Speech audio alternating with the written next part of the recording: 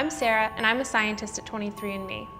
Now, it might look like Nick here is sleeping on the job, but in fact, he may be hard at work lowering his risk of weight gain. Did you know that over 50 studies worldwide have examined the association between sleep and weight? And most of them found that getting less than 6 or 7 hours of sleep per night increases your risk of being overweight. Why? Well, lab studies suggest that sleep deprivation can affect your appetite.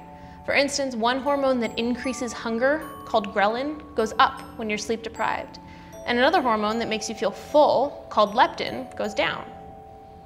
So, keep on keeping those hunger hormones in check, Nick.